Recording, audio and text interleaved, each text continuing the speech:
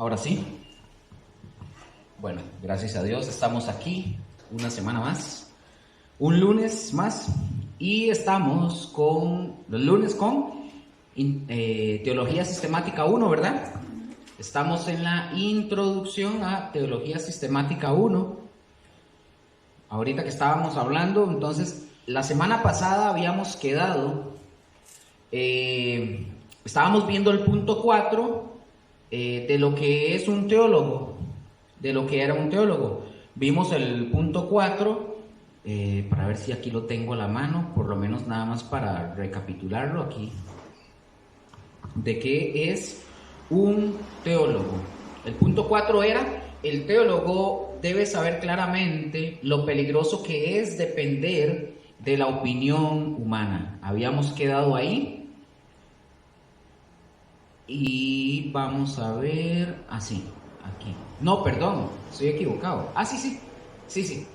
Entonces vamos con el punto número 5, por aquellos si lo van a anotar. Entonces, el punto número 5, continuando otra vez con qué es un teólogo o qué es qué es un teólogo. El punto número 5 diría: el teólogo debe entender y enseñar que, aunque la Biblia está escrita en un lenguaje sencillo, su mensaje en muchos aspectos trasciende el entendimiento humano. Ya lo repito.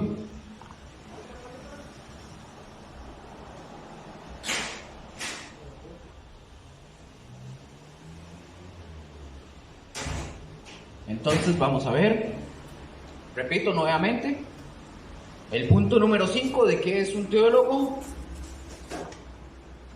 Dice otra vez: el teólogo debe de entender y enseñar que, aunque la Biblia está escrita en un lenguaje sencillo, su mensaje en muchos aspectos trasciende la esfera del entendimiento humano.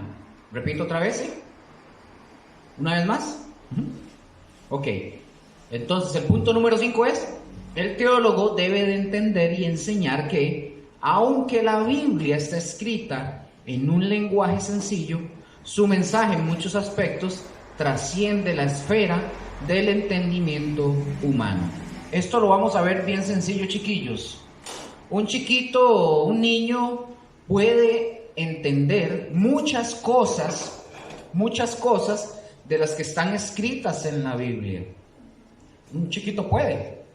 Pero cuando ya tenemos que entrar a los detalles, por dar un ejemplo, ahí ya varía el tema, porque ya se ve el tema de profundizar y el tema del conocimiento, que debe de tener ¿quién? Un teólogo, ¿verdad? Entonces, por ejemplo, el versículo más sencillo para traer a la memoria, ¿cuál es? El que todo el mundo se sabe.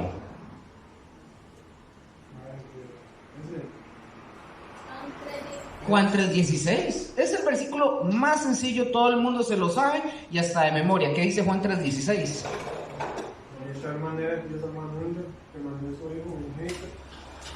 O sea, eso hasta un chiquito lo entiende. O sea, cualquiera puede entender, es un texto sencillo que cualquiera lo puede entender. Pero si ya nosotros nos ponemos a hacer un examen exegético, por ejemplo, es decir, o sea, ya entramos a estudiar las palabras en detalle, las razones, etcétera, etcétera. Ahí es donde ya se empiezan a complicar algunas cosas en cuanto al aspecto exegético. Estamos, ¿verdad? Mira, esto no lo moví, pero aquí está el punto, por aquello. Ese es el punto número 5. Acuérdense, David, la semana pasada habíamos quedado en el último punto, que no me acuerdo, se me olvidó, que ya lo quité. Pero estamos en el punto número 5 de lo que estábamos hablando de qué es un teólogo. ¿Saben? Conferencista. Ok. Señor conferencista. Entonces, pero también, como les decía, hay cosas que la Biblia menciona o se dicen en la Biblia que nosotros no llegamos a comprender o a entender. Lo que la Biblia está diciendo. ¿Por qué es que no las llegamos a entender o a comprender? Porque básicamente lo que está en la Biblia, en ese libro que ustedes tienen, trasciende más allá del entendimiento. Entonces, evidentemente van a haber cosas que nosotros no comprendamos. La semana pasada hablamos, o no me acuerdo si fue la antepasada, no recuerdo, bueno, no sé, que muchas de las cosas que la Biblia dice, nosotros las aceptamos por fe. Dentro de estas hablamos sobre, nosotros mencionamos y decimos el tema de eternidad. Nosotros hablamos de eternidad, pero básicamente nosotros no comprendemos qué es la eternidad. No podemos, no tenemos eso porque tenemos una mente finita. Hablamos el tema sobre eternidad, ¿cuál más? Hablamos de eternidad y no me acuerdo cuál más, pero son frases o son cuestiones que nosotros no las entendemos. Incluso el amor nosotros no sabemos qué es el amor, nosotros no lo podemos definir. O sea, yo les pregunté, defíname qué es el amor. Es que el amor no es una cuestión que nosotros podamos definir, es algo que tenemos que aceptar por fe porque está. Un sentimiento de la... Por eso es un sentimiento, pero es un sentimiento. Humanamente usted le puede dar una definición, pero el amor no nace de nosotros. El amor Dios lo puso y nosotros no podemos comprender qué es.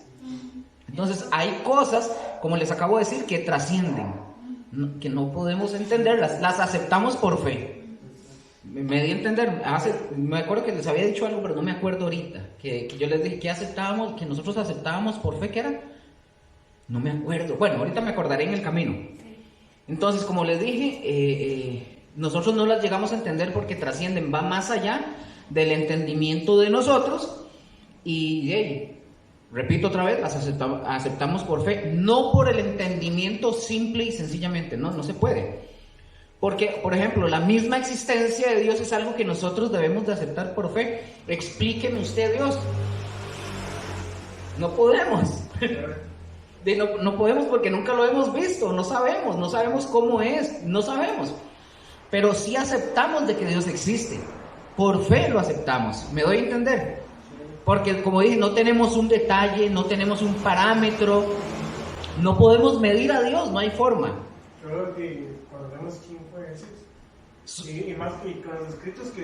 Por eso, y aún así, ni siquiera Jesús, porque nosotros no estuvimos en ese momento.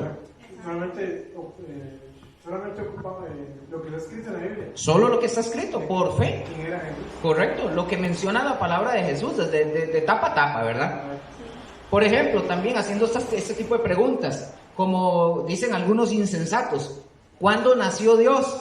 Por favor. ¿Cuándo nació Dios? Y ese perro no nació. ¿O quién creó a Dios?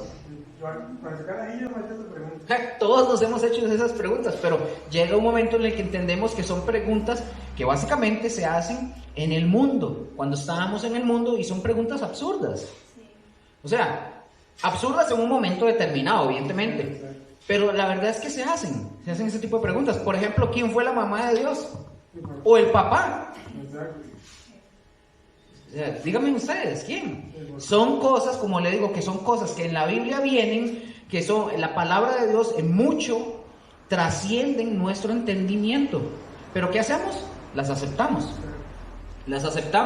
Y si nosotros nos fijamos en el primer versículo, por ejemplo, de la Biblia, no nos habla de que Dios estaba ahí simple y sencillamente así. No, dice la palabra en Génesis 1:1 que dice: en el principio creó Dios los cielos y la tierra. Dice eso la Biblia, ¿cierto? Pero no hay ninguna otra pregunta, ninguna otra argumentación de dónde salió Dios. Solo dice y lo afirma: en el principio creó Dios. O sea, la Biblia no dice como este Dios salió quién sabe de dónde y creó los cielos. No lo dice. Vean qué interesante. No hay una sola pregunta, ninguna argumentación de dónde salió Dios o este Dios, ¿verdad? Simple y sencillamente se da por hecho de que Dios existe. ¿Me doy a entender? Ahora, cuando dice la palabra, por ejemplo en Génesis, en el principio creó Dios los cielos y la tierra, les pregunto, ¿en qué principio? ¿En cuál principio? ¿Ah? Pero dígame, ¿en cuál? ¿En el principio de qué? Porque la Biblia lo dice. En el principio Dios creó los cielos y la tierra.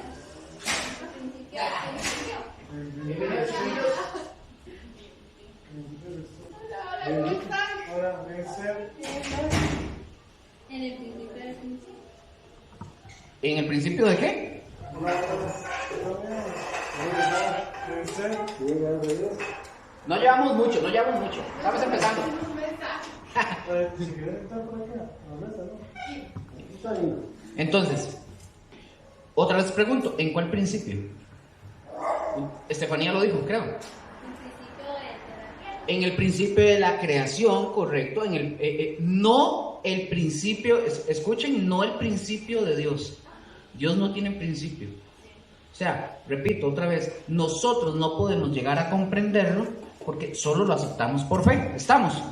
Entonces, para que veamos, chicos, perdón, estoy aquí, si no me ven, estoy sentado aquí, me duelen un poco los pies, entonces quiero estar sentado. ¿Está bien? ¿No se molestan? Si no me ven. No, lo quiero ver aquí. Sí, de pie y corriendo. Sí. Entonces, hoy, chiquillos, para que sepan, estamos en la tercera parte de la introducción a la teología. Le estaba diciendo a Estefanía, las siguientes semanas, hoy terminamos lo que es introducción ya de teología sistemática. La siguiente semana entramos con 2 temas que es bibliología. Entonces hoy terminamos lo que es la introducción, ¿verdad? Vimos la semana pasada 2 lecciones, hoy vemos las 2 que son de introducción. ¿Estamos? Entonces, para que nosotros, de lo que venimos hablando, para que veamos y entendamos este punto, que el mensaje es simple, pero a veces, ¿qué pasa? ¿Cómo les dije? Que trasciende, ¿verdad? El mensaje trasciende. Esto no quiere decir, escuchen, esto no quiere decir que nos vamos a quedar totalmente a oscuras, o sea, sin entendimiento. El hecho de que nosotros no podamos, la semana pasada con Gustavo y con Raquel estábamos viendo lo mismo que les decía, que nosotros, como les dije a ustedes, nosotros no podemos decir cómo es Dios, describirlo, solo lo aceptamos por la fe. Entonces, aunque hay cosas en la palabra de Dios que trascienden, que no podemos entenderlo humanamente, no significa que Dios nos va a dejar a oscuras, que nos va a dejar así como, ¿qué hacer? ¿Por dónde caminar? No sé qué es. No, Dios no lo va a hacer. ¿Qué hizo Dios? Dios nos ha provisto la manera en que nosotros podamos entender algo, en este caso la Biblia, ¿verdad? Algo de dónde agarrarnos, de dónde tener el fundamento. Vamos a ir, por favor, mientras apuntan Raquel y Gustavo, vamos a ir a 1 Corintios, capítulo 2, versículos del 7 al 9. 1 Corintios, capítulo 2, versículos 7 y 9, por favor. Me dicen amén cuando lo tienen. Y recuerden que pueden hablar, participar, preguntar. Si son preguntas muy difíciles, no las voy a responder, no son mentiras.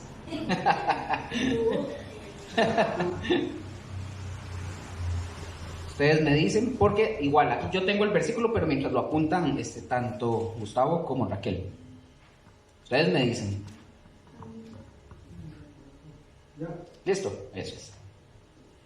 Entonces vemos aquí 1 Corintios, capítulo 2, versículo del 7 al 9. David, ¿lo tiene usted? Usted lo puede leer, porfa, fuerte. Por favor.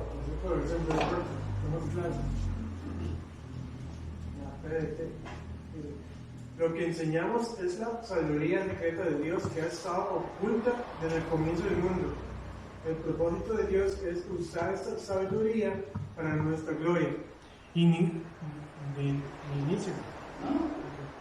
ninguno de los gobernantes de este mundo la entiende. Si la hubieran conocido, no habrían crucificado al glorioso Señor. Pero así está escrito: ningún ojo ha visto, ningún oído ha escuchado, y nadie ha imaginado lo que Dios tiene preparado para aquellos que lo aman. Gracias, David. Ok, esta versión es la que la PDT, Dios, palabra de Dios para todos. Ok, voy a leerla en la versión La Reina Valera. Dice: mas hablamos sabiduría de Dios en misterio. Me gustó cómo lo decía esa, que decía en secreto, ¿verdad? El secreto de Dios, algo así. Mas hablamos sabiduría de Dios en misterio, la sabiduría oculta, la cual Dios predestinó antes de los siglos para nuestra gloria, la que ninguno, escuchen esto, la que ninguno de los príncipes de este siglo conoció, porque si lo hubieran conocido, nunca habrían crucificado al Señor de gloria. Antes bien, como está escrito, cosas que ojo no vio, ni oído yo, ni han subido un corazón de hombre, son las que Dios ha preparado. ¿Para quién? Para los que le aman. Ok, fijémonos ahí algo interesante, porque aquí dice, en ese texto, dice que ninguno, es decir, ningún príncipe, ningún principal humano sabría las cosas que nosotros hoy conocemos, o sea, esas cosas que Dios ha revelado a través de la Escritura. Ningún príncipe, nadie las podía conocer. Y esto de estas cosas que ojo no vio, ni oído yo, ni han subido en corazón de hombre, oigan, no se refiere a que usted y yo, aquí tengo que tocar este punto, no se refiere a que ustedes y yo vamos a recibir un mensaje adicional de lo que está ahí, en la Biblia, ¿verdad? En sus Biblias. No significa que vamos a recibir un mensaje adicional, esto lo vamos a ir viendo más adelante. No existe ningún mensaje adicional. ¿Ustedes han escuchado o han visto alguna vez a una mujer, se llama Ana Méndez? ¿La han escuchado? No. Ok, Ana Méndez un día se le ocurrió, salió en un canal y sacó promocionando un nuevo libro. Voy a agarrar nada más por ejemplo, promocionando un nuevo libro que ella sacó que se llamaba Las Nuevas Revelaciones del Apocalipsis. Las nuevas. ya desde ahí ya la cosa va mal. Pero déjeme decirle que mucha gente creyó y compró el libro, ¿verdad? Así que por favor, ustedes no caigan en el lazo del cazador. ¿Estamos?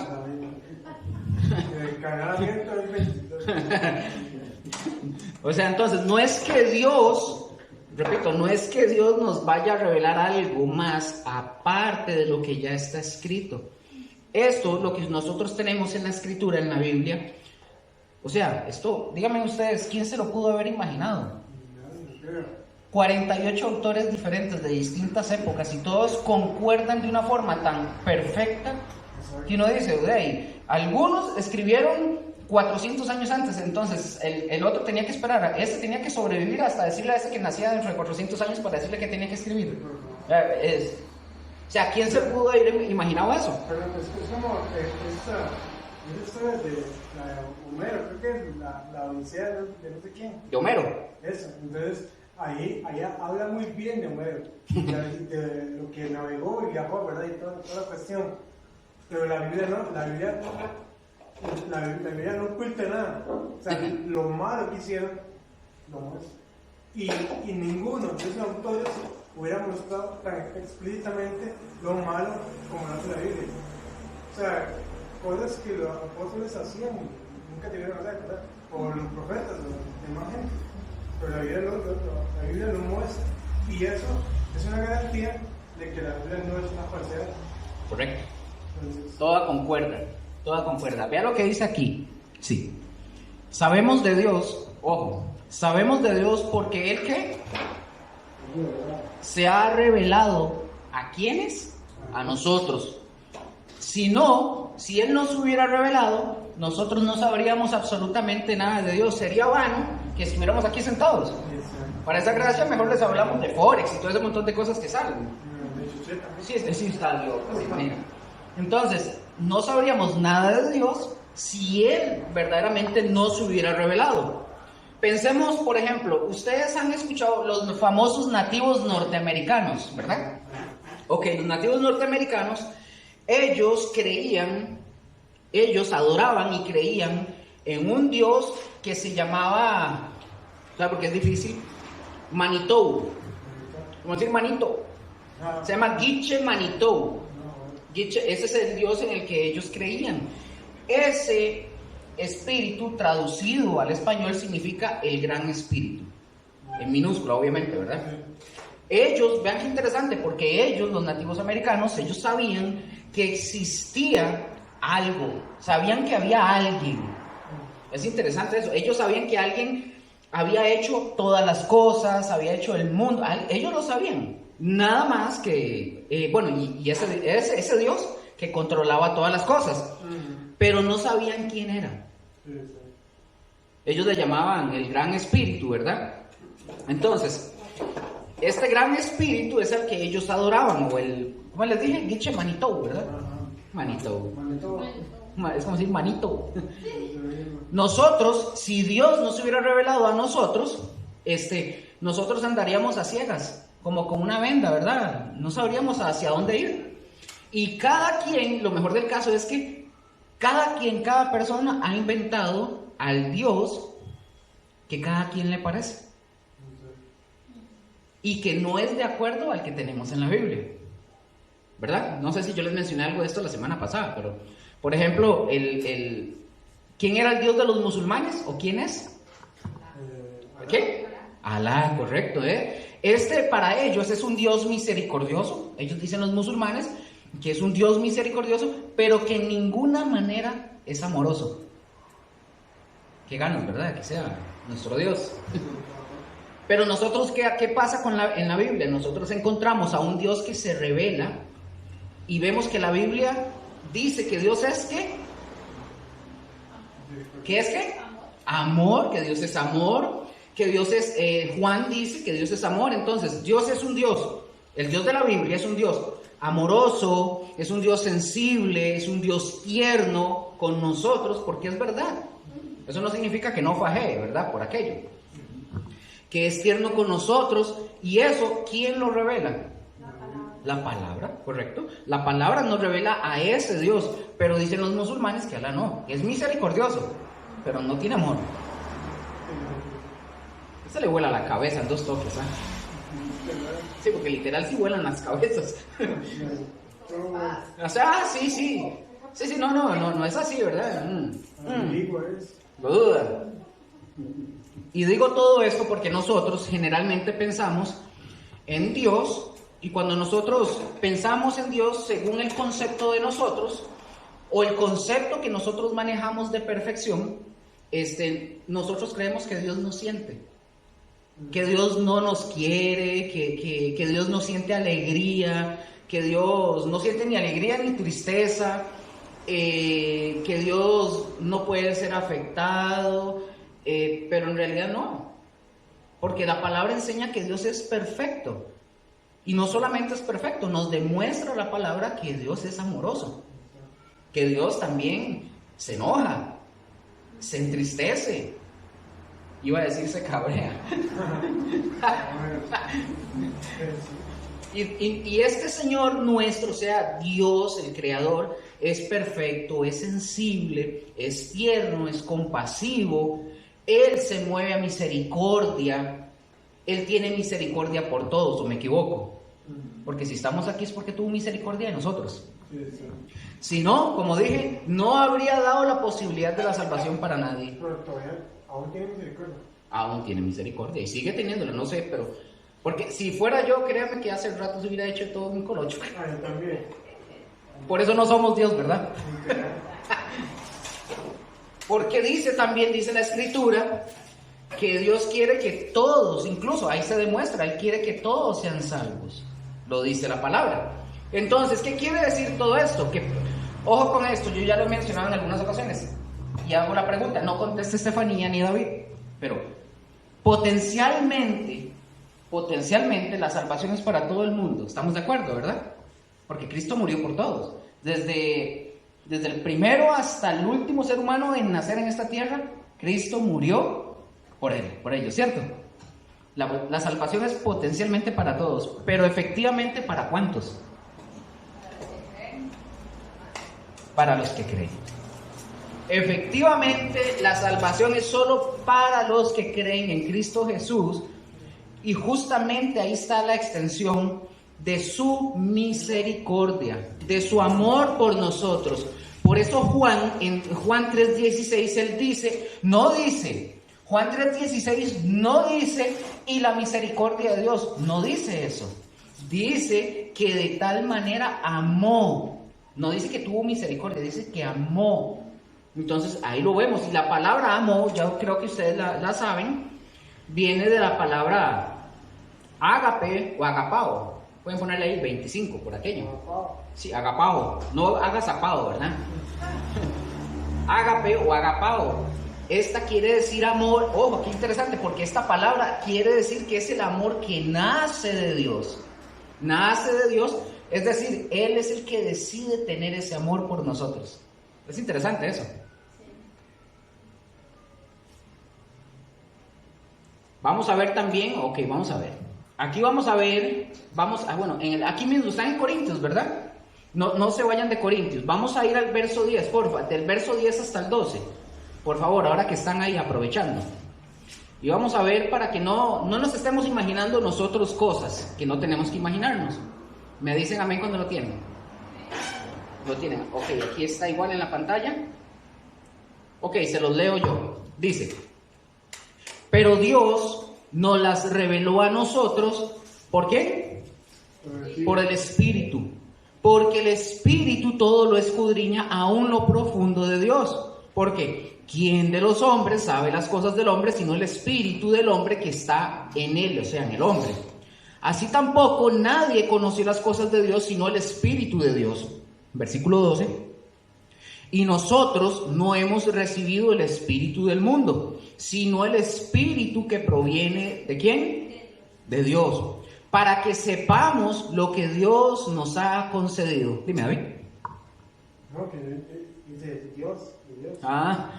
Entonces el Espíritu de Dios, que ha hecho el Espíritu Santo, se ha comunicado con nosotros y se ha revelado para que nosotros conozcamos lo que Dios quiere que nosotros sepamos de Él. Veamos el versículo 13, por favor, ahí mismo. Léalo alguien, porfa, fuerte. El versículo 13 al 14, por favor. Cuando hablamos de lo que Dios ha hecho por nosotros, no usamos las palabras que nos dicta la inteligencia humana, sino que usamos el lenguaje espiritual que nos enseña el Espíritu de Dios. Los que no tienen el Espíritu de Dios no aceptan las enseñanzas espirituales, pues las consideran una tontería, y tampoco pueden entenderlas porque no tienen el Espíritu de Dios. Ok, esa es la versión. Lenguaje actual. Ok. En la versión en la Reina Valera dice, lo cual también, estamos ahí todavía en Corintios, en 1 Corintios dice, lo cual también hablamos no con palabras enseñadas por sabiduría humana, sino con las que enseña el Espíritu. Dice, acomodando lo espiritual a lo espiritual. Pero el hombre natural no percibe las cosas que son del Espíritu de Dios, porque para él son locura.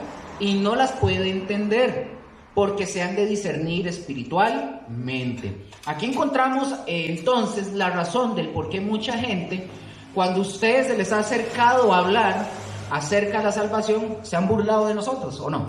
¿Verdad que sí? Se burlan, se ríen, hacen mofa del mensaje del Señor, porque para ellos, ¿qué es? Es una locura, correcto. Para ellos es una locura, porque ellos no las pueden entender.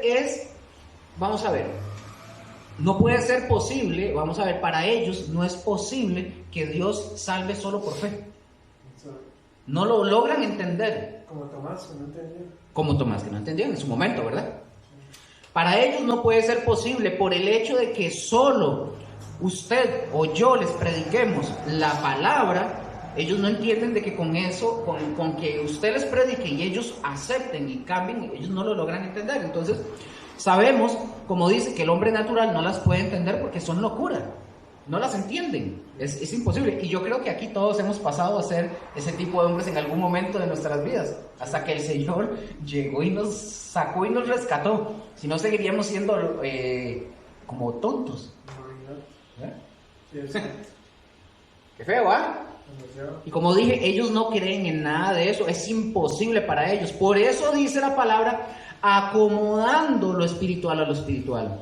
Pero esto no nos debe desanimar a nosotros en el tema, digamos, del evangelismo. Hay que evangelizar, porque la palabra de Dios dice, ojo, esto lo pueden anotar para que digan, ¿dónde dice eso, Luque? ¿Para qué? Porque no lo puse aquí. Por aquello lo voy a decir y les voy a decir el texto bíblico para que no digan, esto lo estoy inventando, quién sabe dónde. No.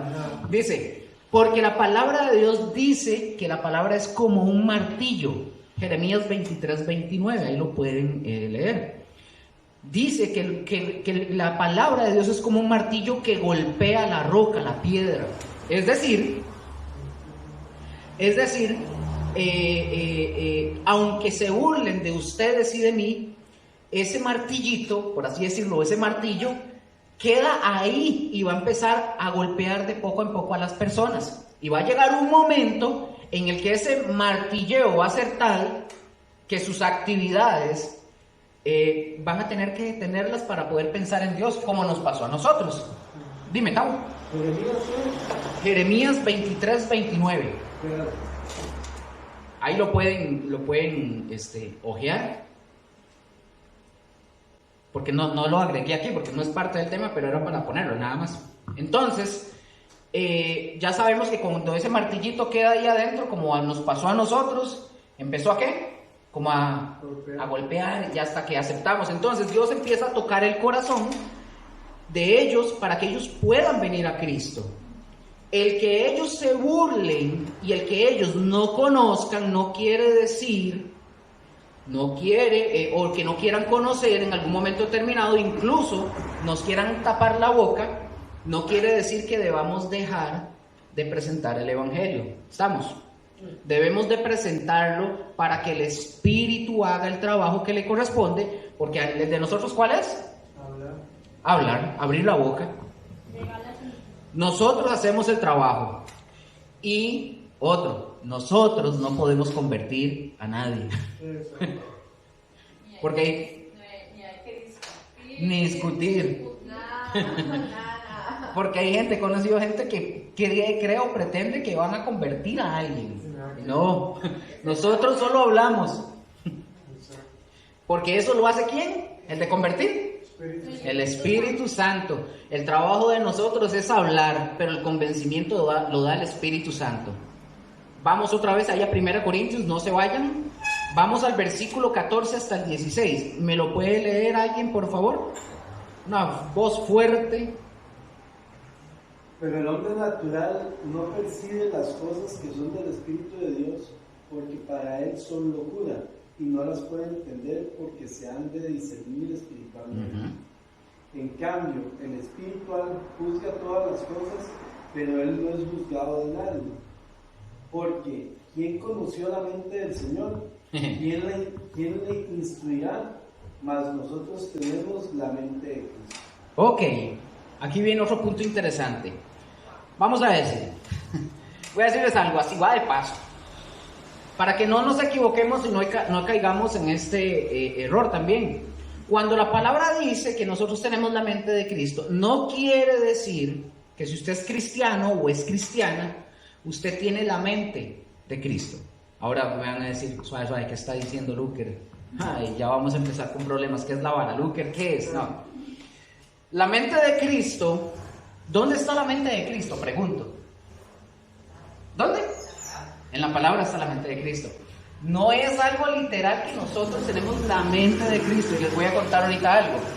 Entonces, la mente de Cristo está de tapa a tapa, donde dijo Raquel. ¿Desde dónde? Desde Génesis hasta Apocalipsis. Esa es la mente de Cristo. Nosotros nos vamos llenando de la mente de Cristo conforme nos vamos alimentando de la palabra. Pero no significa que yo, como de forma automática... ¿Ustedes vieron Get Out? Huye. O sea, como que alguien me va a quitar un pedazo y viene otro. No, eso no va a pasar.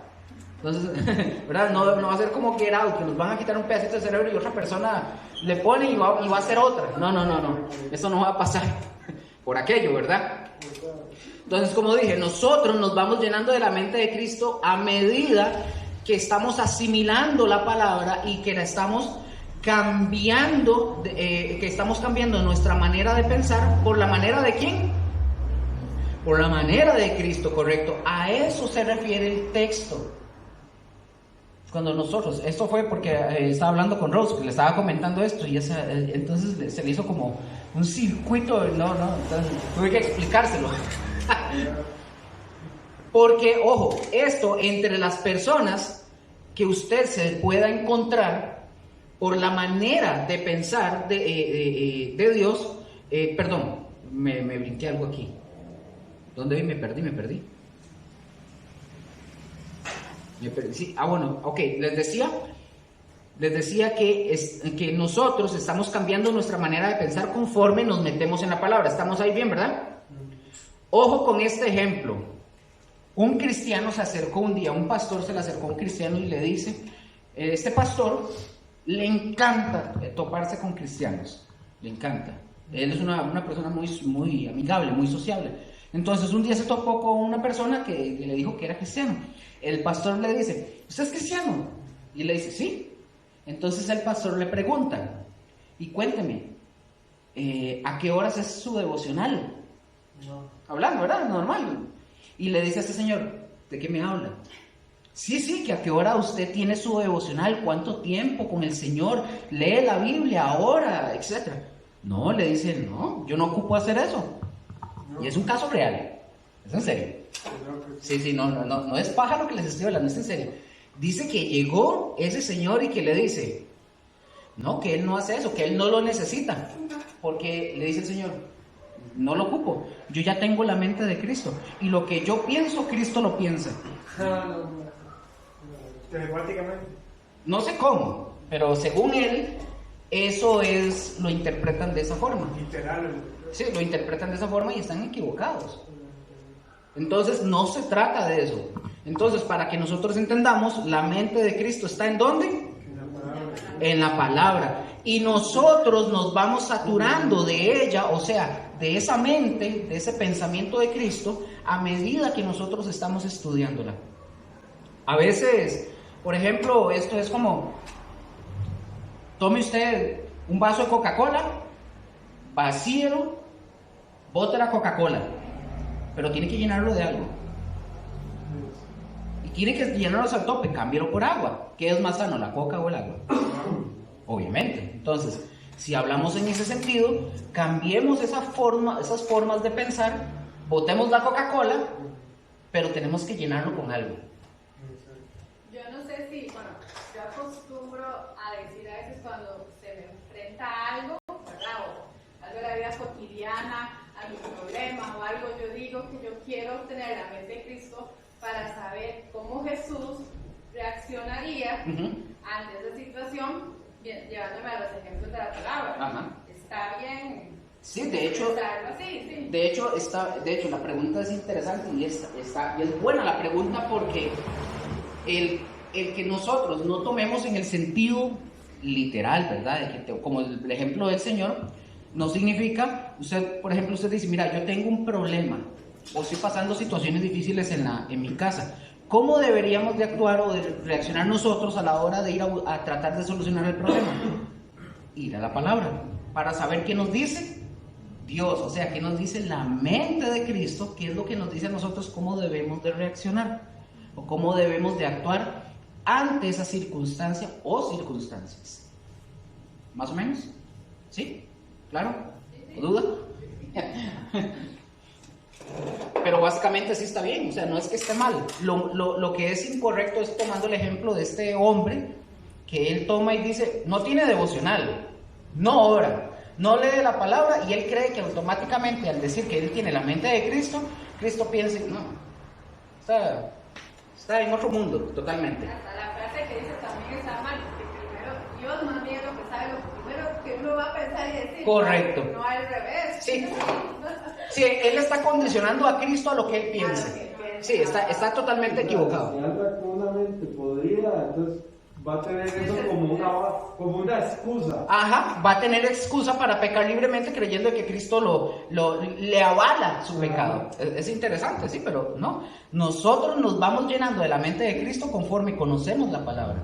Y ahí vamos adquiriendo qué es lo que la palabra nos dice. Y cuando nosotros, esto yo lo vamos a ver en algún momento, y tiene que ver con la sabiduría. ¿Y la sabiduría qué es? Bueno, la sabiduría, voy a poner eso así práctico, rápido. Usted toma la palabra y usted comienza a estudiar la palabra. Ustedes se llenan de la palabra. Cuando viene un problema a la vida del cristiano, porque a todos nos vienen problemas, el Espíritu Santo hace esto. Voy a revisar el bolso así. El Espíritu Santo, hágase de cuenta que este es el corazón de nosotros. Y el Espíritu Santo lo que va a hacer es esto. Va a ir a abrir como un baúl para buscar cuál conocimiento le ha metido usted de la palabra a su corazón. Si usted no ha metido nada, ¿qué le va a dar? ¿Qué sabiduría va a tener usted para actuar en la situación? Ninguna. Porque ahí es donde entra la sabiduría. Cuando yo lleno mi mente y mi corazón de la palabra de Dios, el Espíritu Santo viene y toma y saca para las diversas situaciones, y ahí se aplica la sabiduría para actuar en esa situación. ¿Me voy a entender?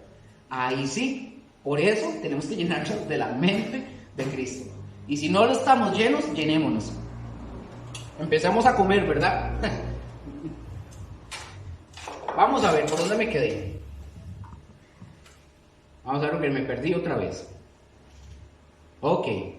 Vamos a ver esto aquí interesante. Paso la filmina esta.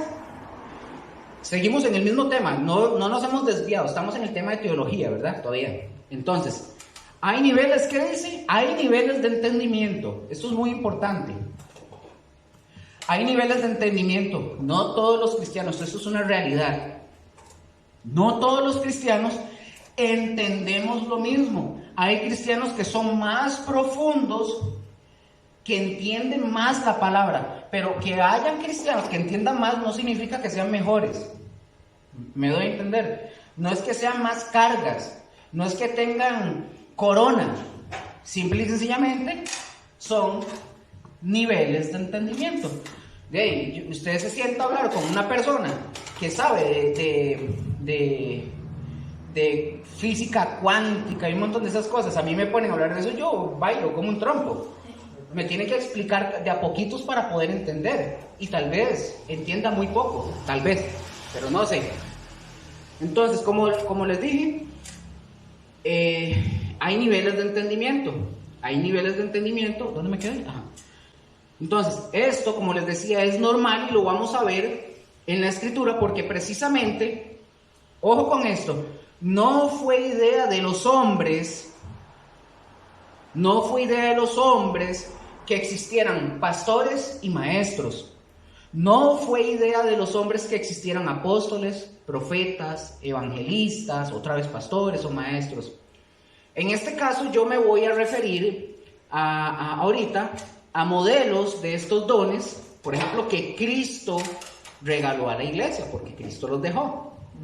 Es decir, no es idea de nosotros los hombres, los que estamos, por ejemplo, los que estamos enseñando, no es idea de nosotros, fue Dios que vio la necesidad. Dios es el que ve la necesidad que hubiera gente preparada para preparar a otros también, y que los que se preparan puedan preparar a otros. Lo vimos creo que la semana pasada, ¿verdad? Que más o menos les toqué algo así.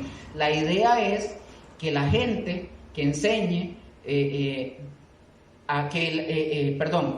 enseñe a otros para que estos que están siendo instruidos vayan e instruyan a otros. Y se replique el modelo.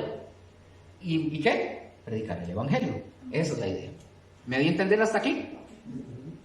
Entonces, no es idea de ningún hombre, nada de eso.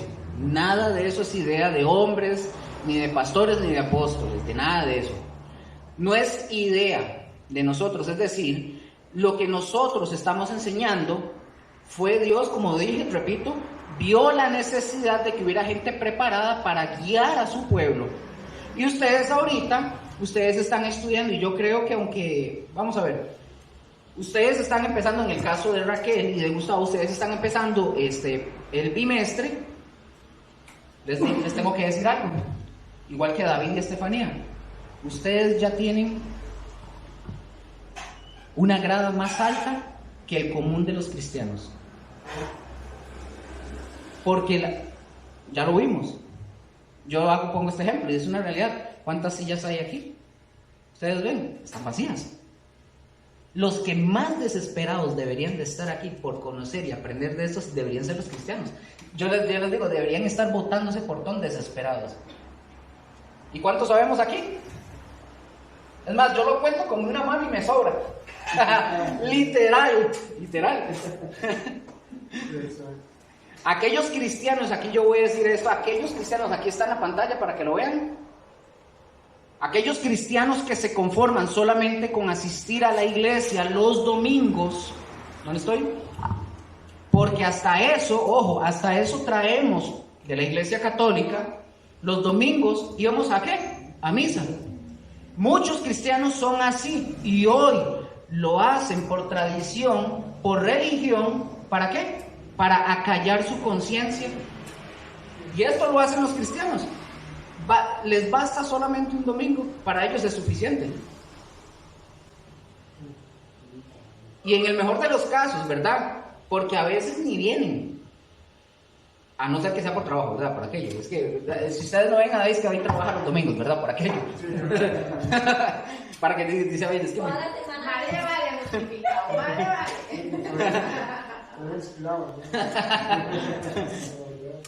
Entonces, eso nosotros lo traemos arrastrando, tradiciones y culturas. Repito, no me gusta, pero lo tengo que decir. Aquí, los primeros que deberían estar botando ese portón a patadas, desesperados, son los cristianos. De esto debería estar lleno, pero no.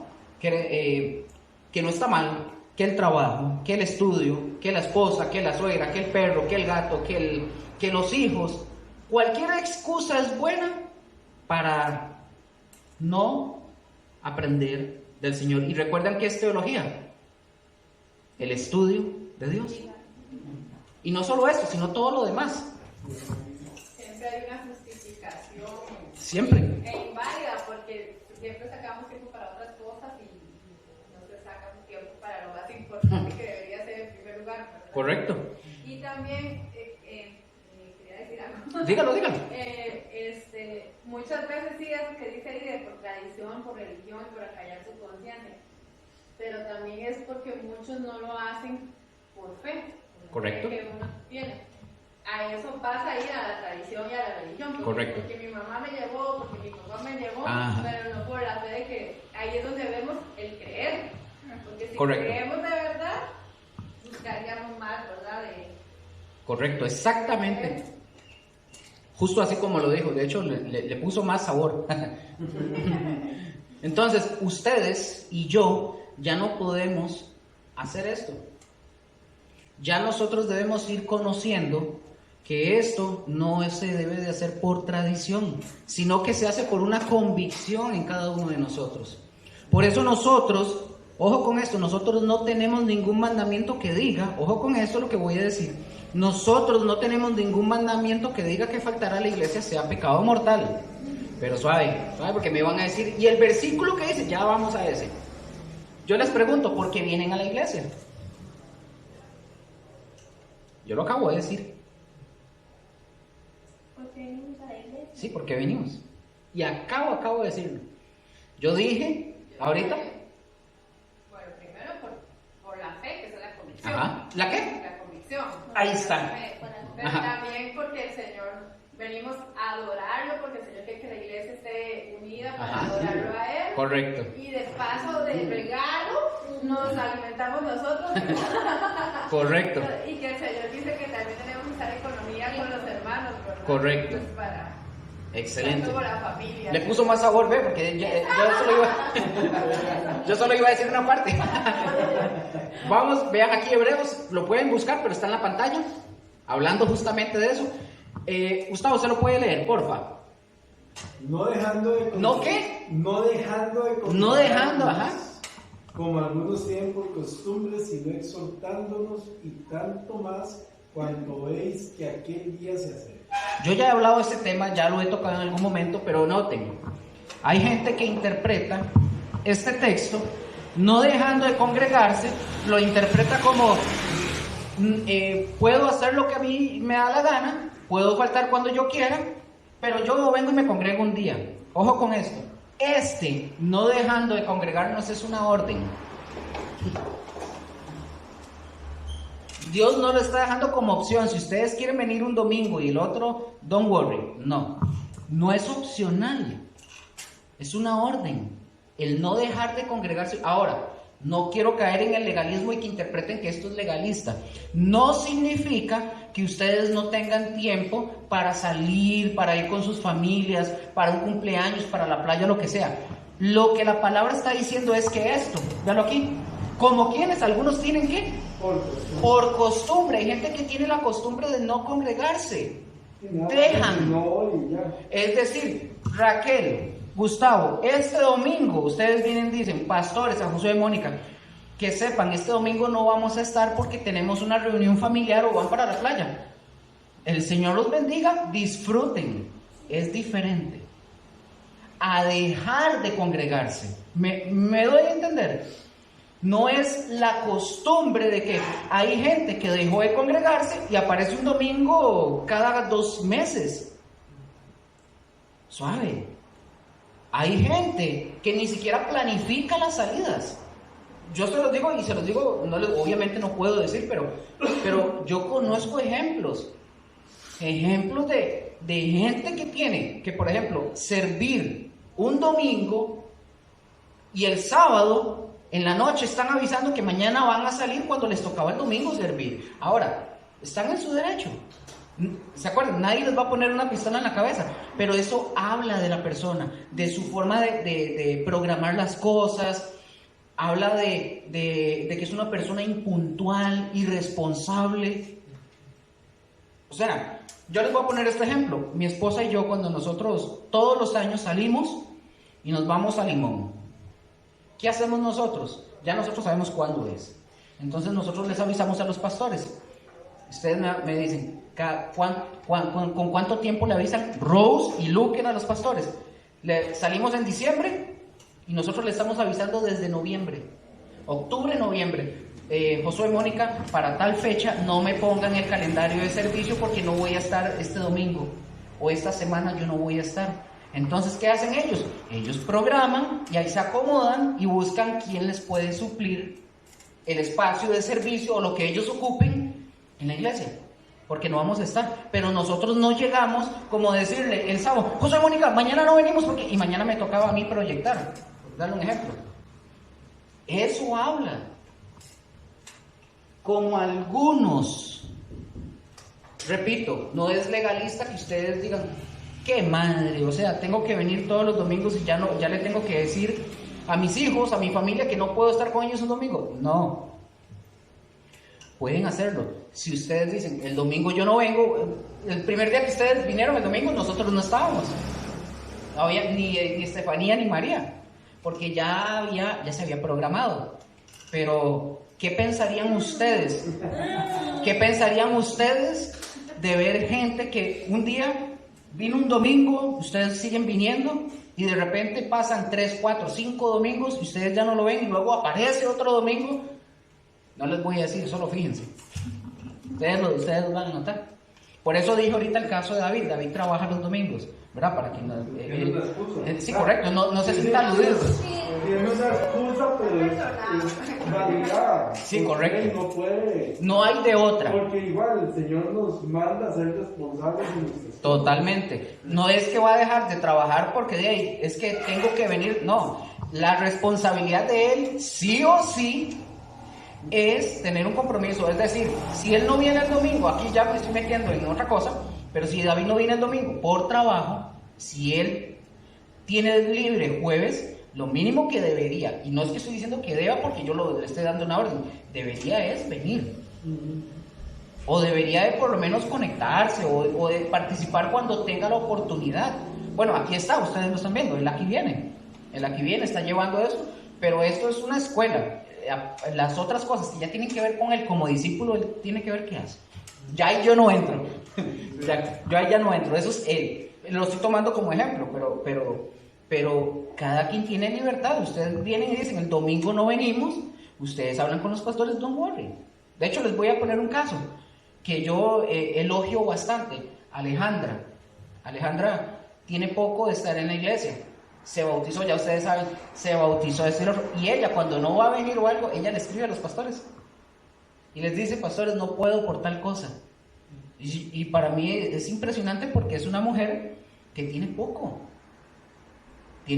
de estar en la congregación, tiene poco, y ella ha entendido eso. Entonces lo mismo se los digo a ustedes y lo aplico también para mí y para los que están escuchando. O sea, que seamos así responsables, porque esto no solamente habla de nosotros, sino habla también de lo que Cristo está haciendo en cada uno de nosotros. Porque Cristo, cuando el Espíritu Santo está trabajando en nosotros para cambiar, Él es integral. Él no nos va a dejar a medias. Él no, te quito eso, ese pecado, y el resto a ver qué hace. No, Él quiere, la palabra dice que quiere que alcancemos a la medida del varón, ¿verdad? Perfecto, que seamos como Cristo. No en el sentido de verdad de ser dioses, sino que seamos como Él, puros, santos y sin mancha. Ahí sí, estamos. Entonces, como les decía, no dejando de congregarse. Que no está diciendo que es un mandato, ¿verdad? Es una orden. Es una orden. Espérate porque me perdí otra vez. Entonces, como les decía, no nos está diciendo que sí hay muchos cristianos, o que se llaman a sí mismos cristianos, que no se congregan, que para ellos lo importante, para muchos cristianos lo importante es decir, yo ya soy salvo, mi nombre está escrito en el libro de la vida, y para ellos ya se acabó. Para ustedes, como se les estoy diciendo, para ustedes ya no debería de ser así. Ustedes están asistiendo, no solamente hoy aquí, sino los domingos y los jueves, no por un tema de que los obligan o porque les están lavando el cerebro, es por una convicción. ¿Se acuerdan que yo les dije a ustedes? Yo lo hago, yo vengo porque me obliga, o sea, para mí es obligación para mí mismo. A mí nadie me lo impone. Para mí, yo me obligo a venir en el sentido de que no es que, ay, no quiero Luker, vaya Luker. No, yo quiero hacerlo. Yo lo hago porque amo a Dios. ¿Me doy a entender? Entonces, como dije, para ustedes no debería ser así. Ustedes ya están asistiendo por convicción. Es más, están aquí. Ustedes, David salió del trabajo, ¿verdad? Creo. Hoy, ahorita, cuando usted venía. Ah, tenía libre. Entonces, ¿cuál es esa cara de sueño? No venga con cara de sueño si tenía libre. Bueno, pero algunos han salido del trabajo, otros han dejado cosas en la casa que hacer. Acaban de salir, no sé, del taller o lo que sea que estén haciendo. Ustedes lo dejaron en su casa, la comodidad, por ver tele, por otras cosas, por venir aquí. Y no es a venir así, como les dije, no es a verme la cara, porque si no queda huevado. Entonces, ¿por qué es que lo hacemos? ¿Por qué lo hacemos? Por convicción, correcto. Entonces, pasamos a esta filmina, ok, decía, hay niveles de entendimiento, voy a leer desde aquí, hay niveles de entendimiento y Dios quiere que vayamos lo más, ¿a dónde? Lo más profundo que podamos. Y esto no quiere decir que no nos vamos a equivocar, porque somos humanos y el factor, ojo con eso, y el factor humano siempre es valga la redundancia, aquí creo que lo repetí, es un factor de error. Pero mientras más preparados estemos, ¿qué hacemos? Reducimos más esa posibilidad de equivocarnos. Yo le decía ayer a Rose que nosotros, en el primer momento que nosotros venimos a la Biblia, recordemos que es infalible, ¿verdad? No tiene error, no conduce al error, no tiene mancha, es pura, es recta. Pero en el momento en el que Luker abre la palabra y se va a ver a la palabra, el factor error ya está aquí. No la palabra, nosotros como seres humanos, ya por abrir la palabra, ya el factor de error es una posibilidad tremenda.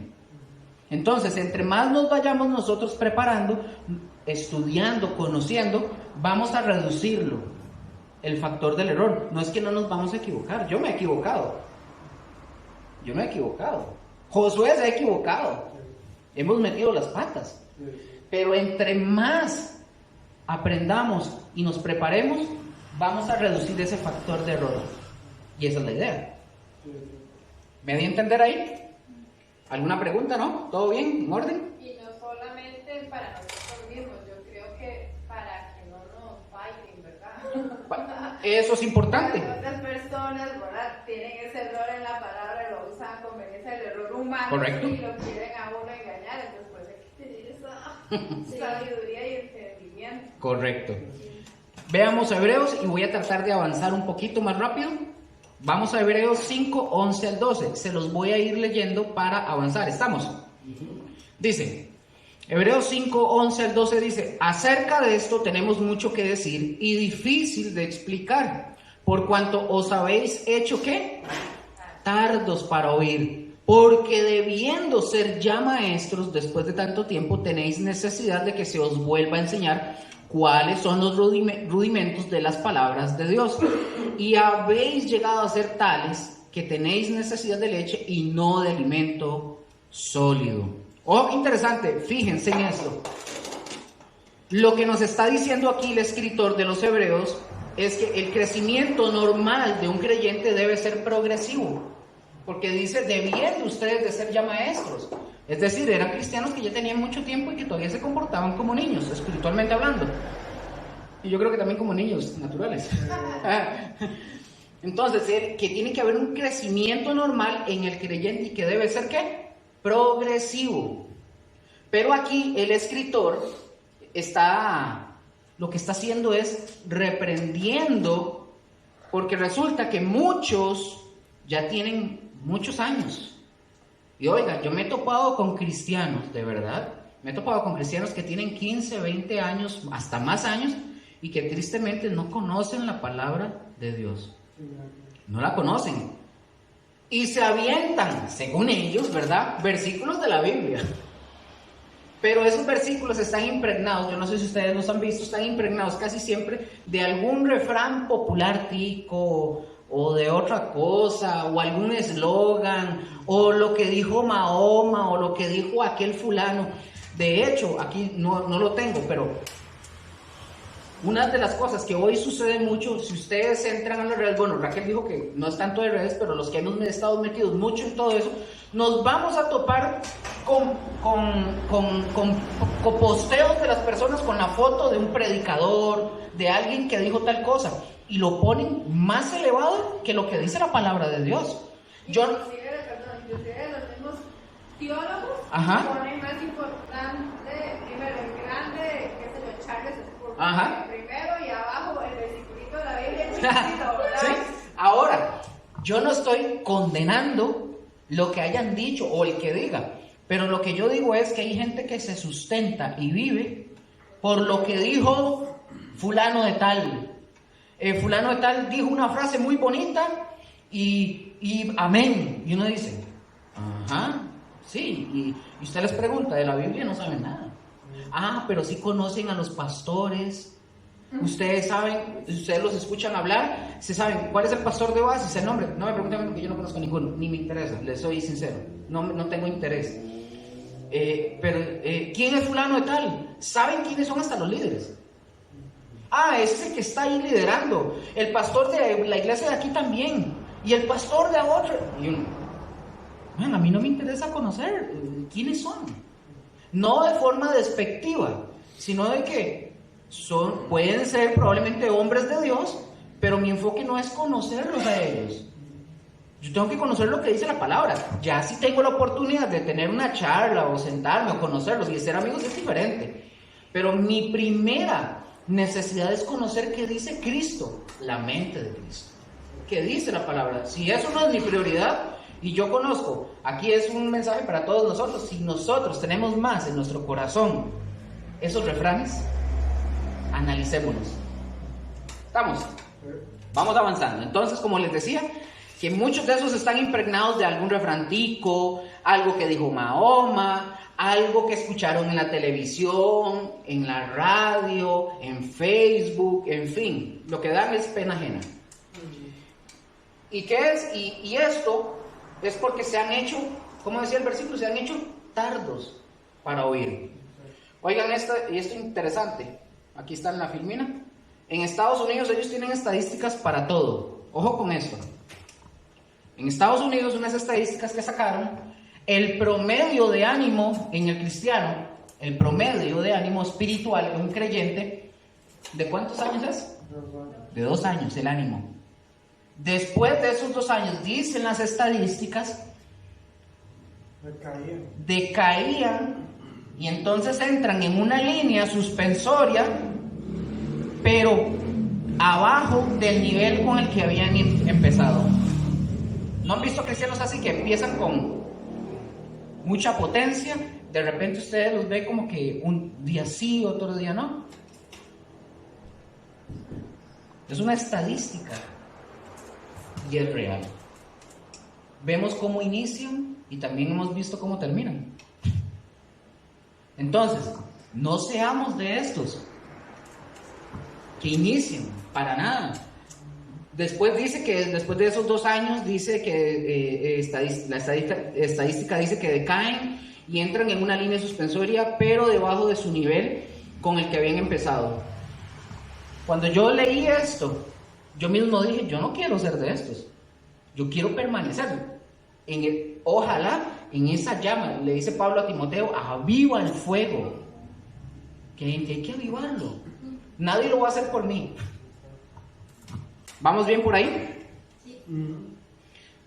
No debemos de hacernos tardos para oír, porque si nos hacemos tardos para oír, no llegaremos absolutamente a nada. ¿Ustedes cómo están aprendiendo hoy? Escuchando, correcto. Esta es la locura de la predicación, básicamente. Usted está viendo y está anotando, ustedes están apuntando, y así debe de ser toda nuestra vida. No puede ser que pase el tiempo y sigamos siendo los mismos, no puede ser. Aquí hay otra gran verdad. Los cristianos causan más problemas en la iglesia, no son los nuevos, son los viejos. Así que si los hemos molestado en algo, perdónenos.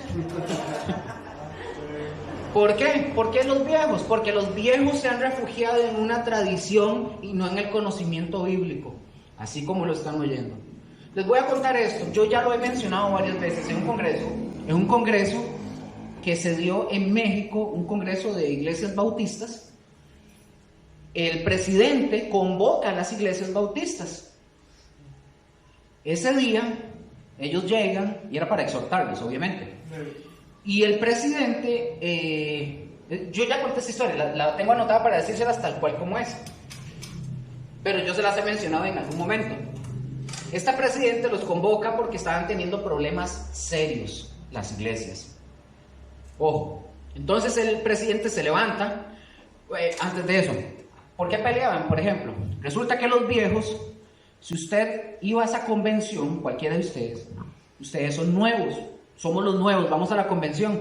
Ese día iban a repartir la Santa Cena. A los nuevos no les dan la Santa Cena, porque los viejos estaban peleando que a los nuevos no. Porque son nuevos, que a ellos no se les debería dar. Entonces el presidente de la convención les habló una parábola. Ya la he dicho, se van a recordar, pero se las voy a decir así como es. Él les habló una parábola y les dice, había un caballerango que lo contrataron para cuidar los caballos del establo. A un señor lo contratan. Entonces, son caballos de renombre, ¿verdad? De pura sangre. Y dice que el dueño comenzó a notar que fuera del establo de él habían caballos salvajes. Entonces el dueño le dijo al que contrató, le dice, voy a traerme a esos caballos salvajes porque me los voy a traer y los voy a poner en medio de todos y los voy a entrenar, ¿verdad? Para amansarlos, pues. Y los voy a mezclar con los caballos viejos, con los nuevos. Y entonces dice que este señor empezó a traer los caballos nuevos, los caballos salvajes. Cuando todo iba muy bonito, dice que de repente empezó a notar que los caballos nuevos empezaban a escapar y se estaban huyendo del establo. Y él se sentó y empezó a examinar y dice que se detuvo a ver qué era lo que estaba pasando. Pues resulta que los caballos viejos mordían a los caballos nuevos. Los mordían. Porque los caballos viejos se sentían que eran ellos, ¿verdad? Los dueños. Entonces mordían a los caballos nuevos y los caballos nuevos se escapaban, jalaban. Entonces el caballerango, el que contrataron, en un momento, el dueño, habló con el caballerango y le dijo: voy a dedicarme a cuidar a los caballos nuevos, porque ellos traen muchas ganas, traen muchas ganas, y a los caballos viejos los voy a cuidar, no permitiendo que les hagan daño a los nuevos, pero me voy a dedicar a trabajar con los caballos nuevos. Y esto pasa en las iglesias. Los caballos viejos, o sea, no lo digo en son, ¿verdad? Pero los caballos viejos son los que agarran a los nuevos y por sus comentarios, sus expresiones y lo que hacen en la iglesia, ¿qué hacemos? Dañamos la vida de los caballos nuevos que vienen. No les estoy diciendo caballos, ¿verdad? Entonces, dañamos la vida de la gente nueva que viene porque creemos que yo tengo... soy territorial, yo fui el primero en venir a esta iglesia y yo aquí, ¿me entiende? No. Y empezamos a dañar a la gente nueva por nuestras actitudes, nuestros comportamientos, porque queremos figurar de que somos más importantes que ellos porque yo estoy primero aquí o porque yo estoy aquí enseñando. No. Entonces les dio esa enseñanza. Vean, los viejos no querían que ellos tomaran la Santa Cena, los nuevos. Y esto tiene mucho que ver con lo que se nos está diciendo en el escritor de Hebreos. Es decir, que es que ustedes o que nosotros ya debamos de saber de las cosas que nos están hablando. Es más, no puedo entrar en estas cosas. El escritor les está diciendo: yo no puedo entrar en cosas profundas porque entonces ustedes no me van a entender. Eso es lo que les está diciendo básicamente. Entonces, ¿qué se requiere? Se requiere de un crecimiento, y el deseo de Dios, y el deseo de Dios es que nosotros vayamos creciendo, pero no envaneciéndonos por la posesión del conocimiento, sino que a medida que más conocemos, nosotros nos tenemos que hacer más humildes, más abajo. Ustedes pueden saber chorrocientos de versículos de memoria si quieren. Es más, hasta el micrófono se los puedo dar y pueden hasta enseñar a todos.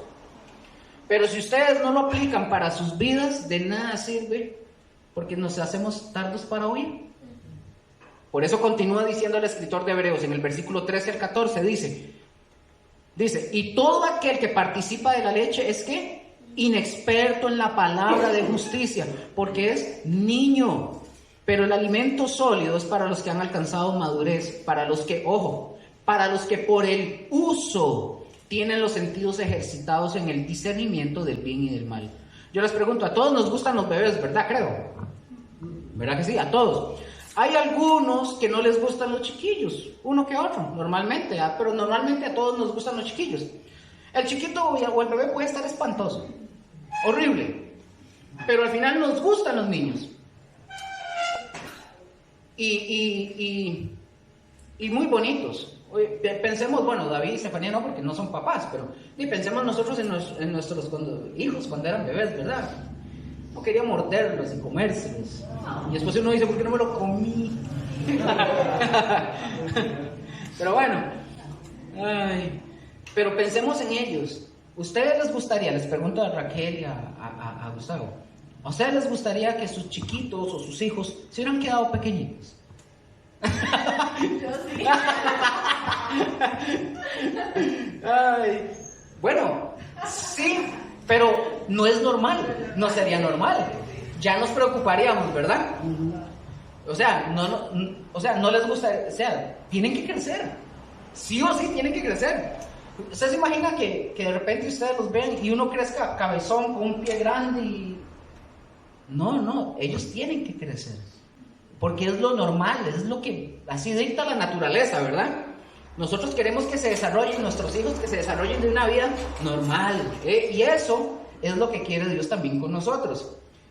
Dios no quiere bebitos. Los bebés son muy lindos, pero los bebés tienen que crecer. Y en la vida espiritual de crecimiento, ojo, la vida espiritual, el crecimiento es más acelerado, es más rápido. Es más rápido, es más acelerado que la vida física. Pero al final, como les dije, tienen que crecer. Cuando la palabra aquí les está diciendo que tienen que darles leche, porque son niños, ahí en Hebreos, no es un halago. No es un halago, es una reprensión para que a ellos les dé vergüenza. Dice, pero el alimento sólido es para los que han alcanzado madurez, para los que por el uso tienen los sentidos ejercitados en el discernimiento del bien y del mal, para los que han alcanzado la madurez. Eso es lo que Dios quiere de nosotros. Los niños, ojo, los niños son ruidosos, gritan, corren, se golpean, tiran cosas, etc. Eso lo hemos visto, pelean y de todo. Eso es lo propio de cada niño, eso es una realidad. Pero nosotros nos está hablando de niños, de verdad, un ejemplo, ustedes han visto aquí en Gosén, los chiquillos, corren por todos lados, el pastor los saluda, eso es normal, es muy normal.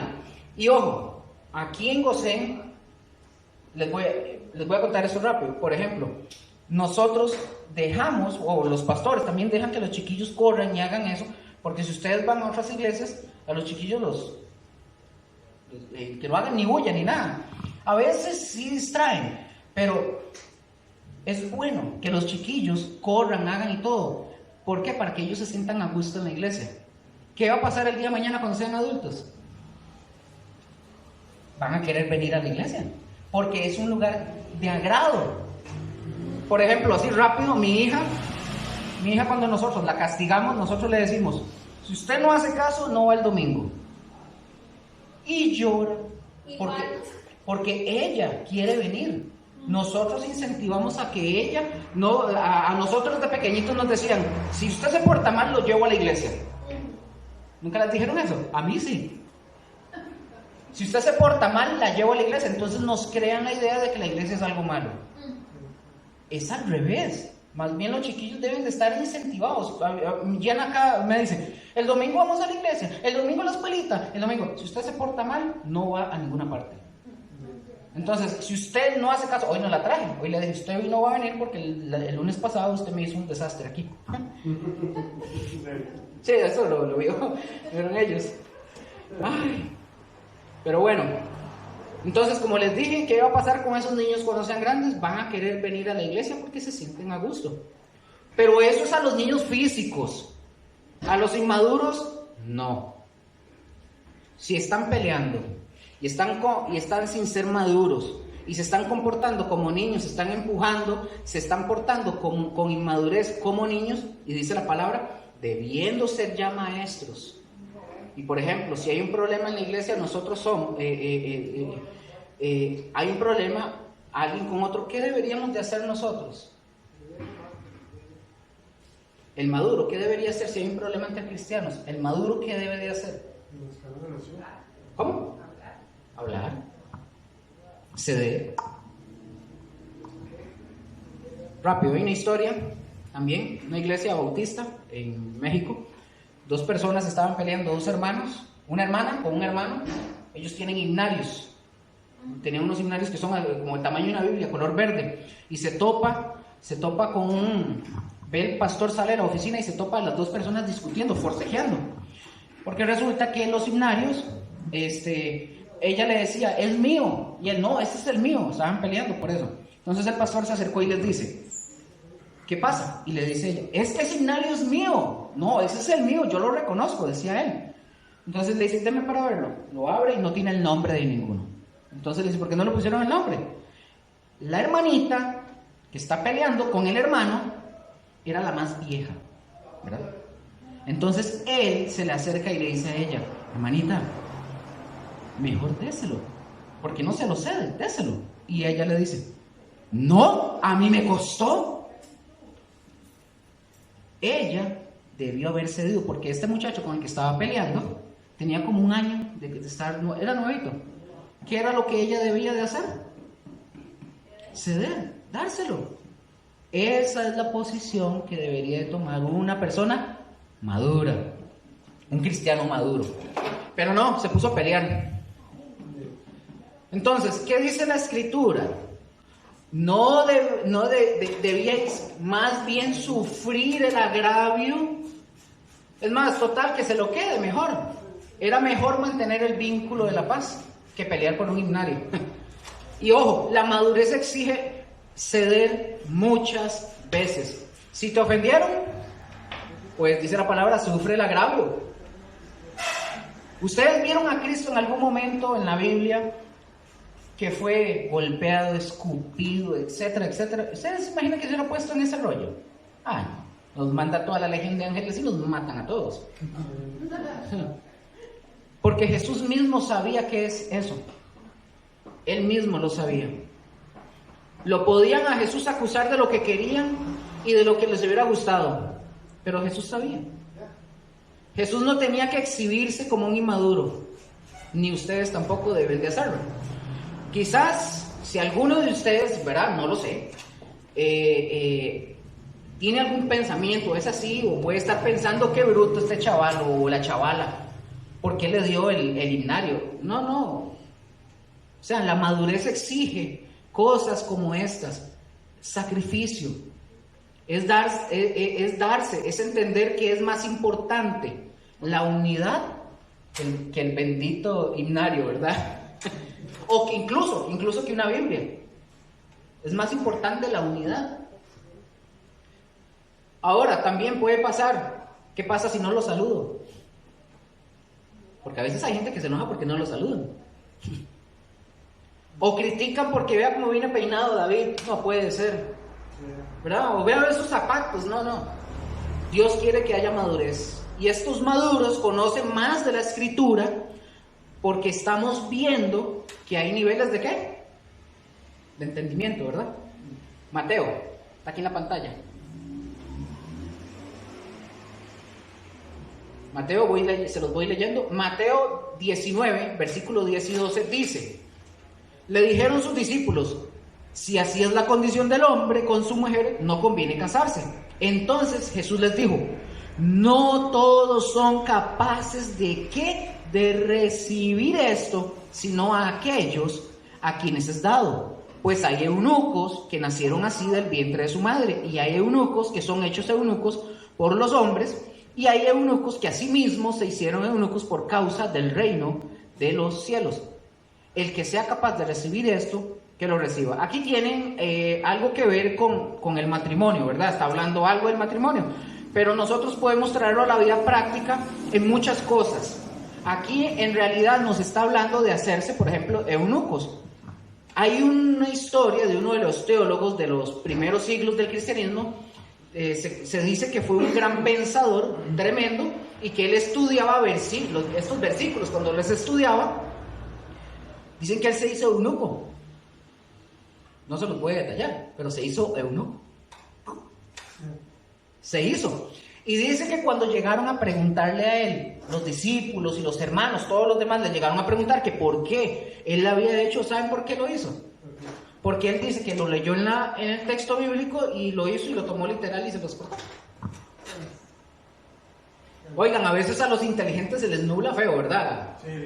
La razón. Y oigo, este texto no nos está hablando de que nos hagamos eunucos de esa forma. Los eunucos no pueden hacer ciertas cosas y a veces no las pueden hacer no porque no quieran, sino porque son eunucos voluntariamente, ¿verdad? Pero aquí lo importante son aquellos que a sí mismos se hacen eunucos, o sea, que se prohíben ciertas cosas por causa del reino de los cielos. ¿Quiénes son estos?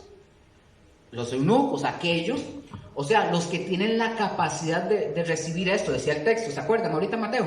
Al final, no todos, sino aquellos que pueden entender y lo pueden aplicar ¿a dónde? A la vida de cada uno. Recordemos que en el libro de Hebreos dice que nos despojemos de todo peso y del pecado. ¿Se acuerdan de ese texto? Que de todo pecado que nos asedia. Bueno, obviamente es del pecado y nos debemos deshacer ¿de qué? De todo eso, de todo peso. Se refiere a aquellas cosas que ojo, voy un poco pausado. Esto se refiere a aquellas cosas que no están prohibidas, pero que nos estorban para un crecimiento espiritual. Por ejemplo, si usted le pone en un avión más allá la carga de lo que puede llevar, al avión le va a costar despegar. Tal vez despegue, pero le va a costar y va a tener un mayor esfuerzo, ¿verdad? Y Dios no quiere que nosotros estemos luchando con esos pesos, con eso. Lo que Dios quiere es que si algo nos está estorbando, si no nos deja crecer, ¿qué hay que hacer? Quitarlo. Rápido, un ejemplo. Había un hombre que le gustaba el fútbol. Se convierte al cristianismo, pero resulta que este hombre se convierte al cristianismo y todos los domingos él tenía partidos. Todos los domingos. Entonces, ¿qué hacía? Le estorbaba. Pero este hombre llegó un día y le habló al pastor y le dijo, lo vio que se llegó el domingo el pastor y le decía, ¿qué está haciendo aquí? No está jugando. No está jugando. Y él le dijo, no, pastor, tomé una decisión. Me encanta el fútbol. ¿Pero qué hice? No lo dejé, lo cambié para los sábados. Eso es ser inteligente. Pero a veces no, ¿verdad? A veces hay gente que dice, ay, me dio gripe, no puedo ir. Busquen una solución. Ay, es que no puedo hacer tal cosa porque me choca con esto. Se puede hacer, algo hay que hacer. Eso es ser inteligente. Y como les dije, hay que quitar cosas que nos estorban. Este hombre no lo quitó, lo cambió, sigue con el fútbol, pero es más importante para él el congregarse. Son prioridades. Son prioridades, correcto. Y este pasaje, como dice, lo que nos enseña es a tomar decisiones. Nos prohibimos de ciertas cosas por nuestro bien espiritual. Si por nuestra salud, a veces nosotros ya no comemos ni papitas, ni cosas grasosas y gaseosas y cosas que tengan azúcar, y hacemos esas cosas, empezamos los lunes una dieta y el martes la terminamos. La seguimos ahí y el siguiente lunes. Pero en la vida espiritual no. En la vida espiritual sí hay que tomar decisiones y decir, si esto realmente es mejor quitarlo y me rindo las cosas de Dios, pues lo quito. Hay que hacerlo. Y el siguiente pasaje lo vamos a ver en Daniel 2. Daniel 2, versículo 21. Aquí está en la pantalla, igual. Daniel 2, versículo 21. Y no nada más porque Daniel es un profeta que vivió, ¿verdad?, para Dios. O sea, Daniel es una autoridad, pero no solamente, como les digo, no solamente porque es un profeta de Dios.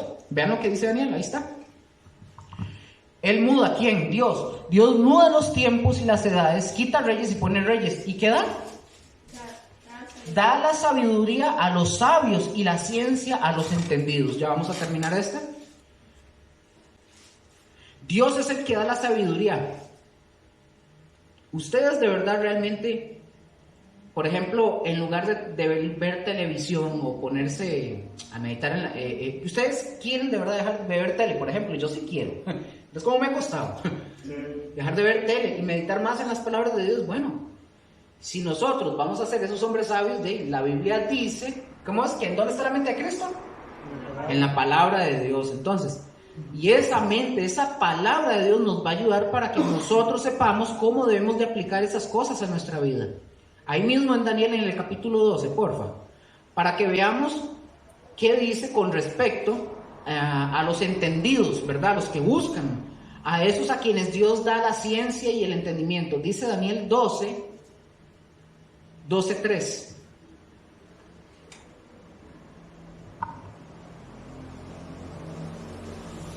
Daniel 12:3.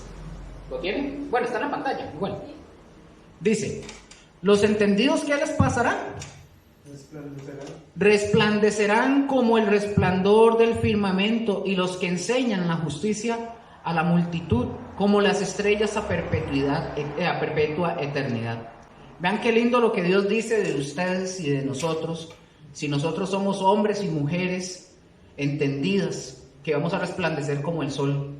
Y Dios premia las cosas que nosotros hacemos cuando Dios dice que lo hagamos. Oigan, no es un beneficio para Él. Dios no recibe ningún beneficio de nada de lo que nosotros hacemos. Él es Dios. Él no deja de ser menos o más. Él tiene todo el poder, Él tiene toda la sabiduría, Él tiene toda la riqueza. Él no es beneficiado con nada de lo que nosotros podamos hacer. Pero cuando nosotros lo obedecemos y lo hacemos, ¿la bendición para quién es? Para nosotros. Si ustedes dedican tiempo al entendimiento de la sabiduría y a la mente de Cristo, entonces vamos a resplandecer, como dice el texto. Y eso es una promesa de Dios, que vamos a resplandecer como estrellas, ¿en qué? En perpetua eternidad. Tomemos un recestillo, porfa.